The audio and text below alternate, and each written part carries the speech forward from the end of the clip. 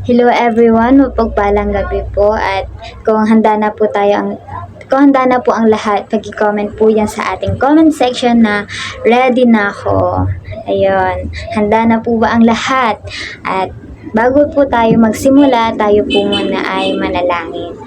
Yes, oh God, Lord, maraming salamat po sa another night, Panginoon. Salamat po sa opportunity na kami po ay makakarinig na yung salita.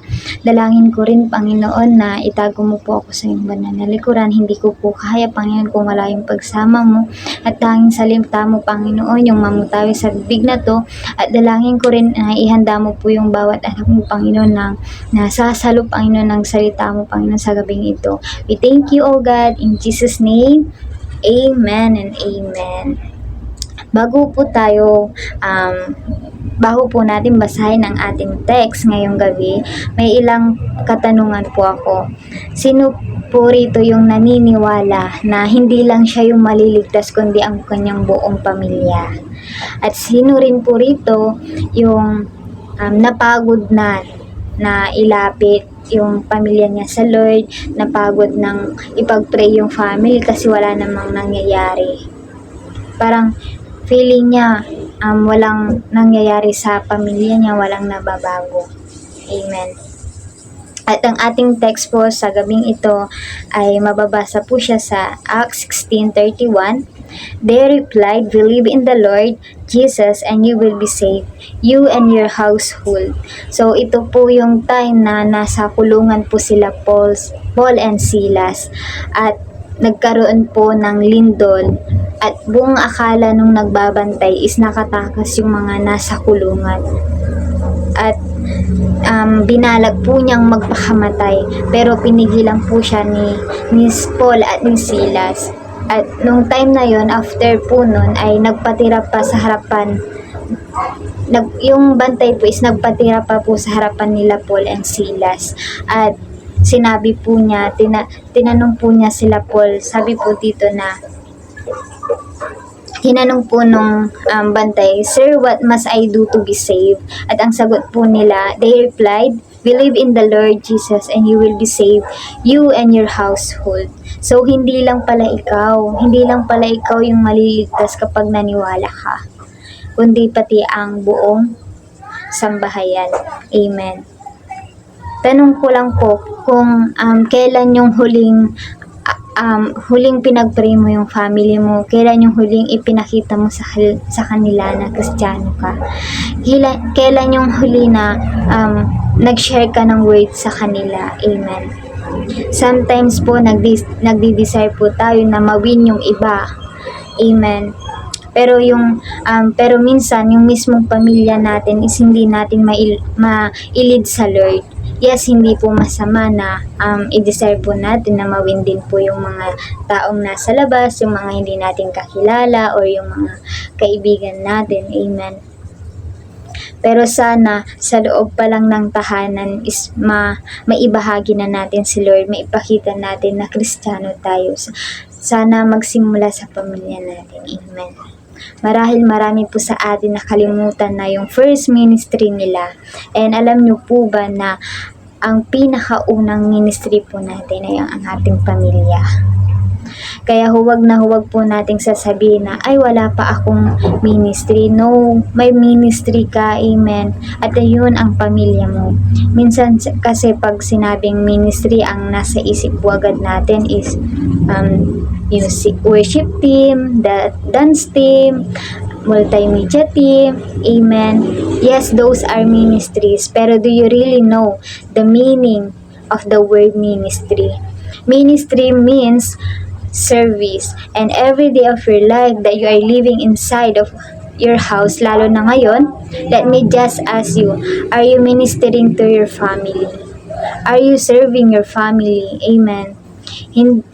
Kapag sa mga katulad kong mga kabataan, hindi yan service kung nakasibangot ka habang inuutusan ka. Hindi yan service kung nagdadabog ka habang hindi mo sinusunod yung magulang mo. Hindi rin yan service kung sasagot ka ng pabalang sa magulang mo kapag inuutusan ka kasi busy kang nagsa-cellphone.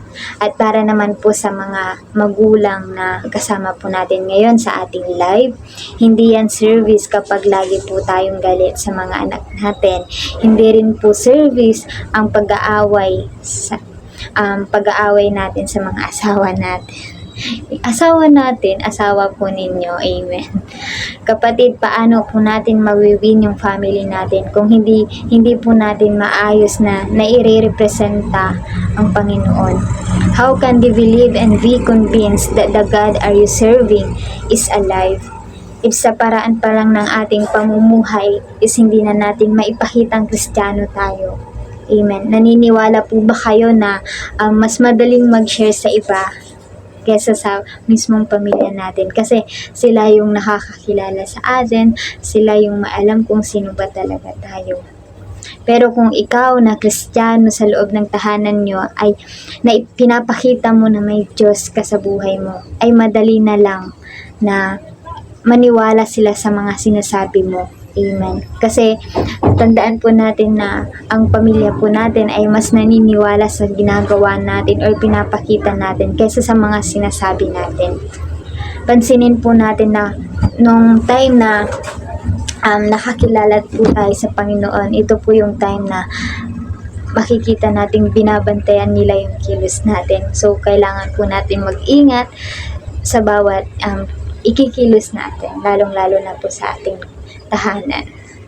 Serve your family. Huwag mong ipahiya ang Panginoon sa pamilya mo. Alam mo bang ministry na yung paghuhugas ng pinggan, paglilinis, amen, kahit na hindi ka pa inuutusan ng mama mo, hindi ka pa sinasabihan na ay kailangan mong linisan to, ganyan, amen. Sa simpleng pagsunod po natin ay ministry na po yun. Hindi ka man po nakatayo sa harapan nila na naglilid ng worship, pero sa simpleng paglilingkod mo, ministry na yun. Hanggat may buhay na nabibless, ministry iyon. Huwag po tayo yung kapag inutusan tayo is magdadabog or magagalit pa tayo kapag binibilin tayo or may sinasabi sa atin. Kasi kapag ganun, do you think na makakapag-minister po tayo sa pamamagitan ng ganong attitude? Diba? Hindi naman po. Kaya ipagdikdikan po natin sa kanila na tayo ay Kristiyano, hindi lang sa pamamagitan ng salita kundi maging sa gawa. You are commanded and commissioned by the Lord to preach the gospel to your family. Kahit pa i-persecute ka nila, kahit na insultihin ka man nila at asar-asarin, amen, you are called to preach the good news of the Lord Jesus to them.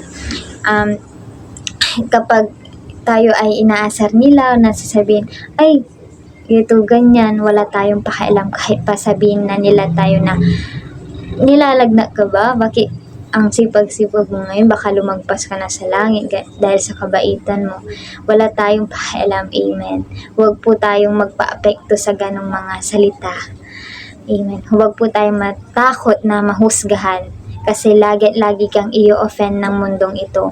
Huhusgahan at huhusgan ka nila kahit anong mangyari. Gawin mo man yung tama, gawin mo man yung mali, amen. Huhusgan ka, diba? So, walang pagkakaiba. Kaya gawin mo na lang kung ano yung makaka-glorify sa Panginoon. At paalalahanan din po natin yung ating mga sarili na the more na pinipersecute po tayo, the more na mas matindi ang reward na matatanggap po natin sa langit. At sa tuwing pinipersecute ka, ibig sabihin lang nun ay nakikita nila si Lord sa buhay mo. Amen. So, ibig sabihin nun na ipresenta mo ng tama, amen, yung pagiging Kristiyano mo, amen. Na ipakita mo na may Diyos sa buhay mo. Kasi, di ba, hindi ka naman nila iaano kung wala silang nakikita. Tama. At, yun. Kung gusto mong masave yung family mo, kapag nagmi-minister ka na sa pamilya mo, kahit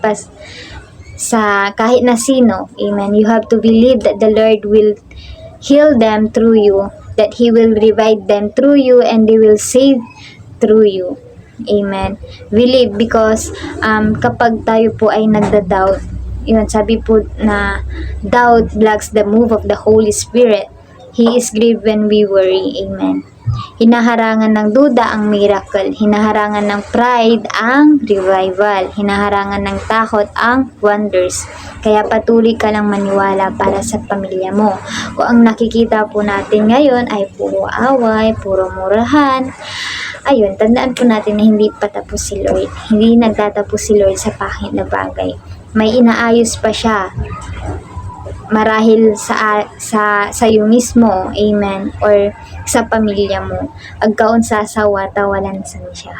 Kapag dumating man yung panahon na mapagod ka, na ipanalangin ng pamilya mo, kung dumating sa point na hindi mo na inilalapi yung family mo sa Lord, nagsawa ka na, lagi po nating sabihin ito sa sarili natin, kung hindi ako, sino? Amen. Tandaan po natin ang ating pamilya ay panglangit. Alam at nakikita ni Lord yung desire ng puso mo na maligtas yung pamilya mo at makasama silang maglingkod. So, keep serving, keep preaching on word and words. Amen. Magpatuloy ka lang kahit na nasasaktan ka na, nasusugatan, nahihirapan, napapahiya. When God saved you, He did not just have you in His mind. He had your whole family in mind. Tulad ng desire mo, gusto rin ng Panginoon na maligtas yung pamilya mo, hindi lang ikaw. So, magpatuloy ka lang at huwag mong pagsawaan na ipanalangin at hilapit yung pamilya mo sa Lord. Yun lamang po, to God be all the highest glory.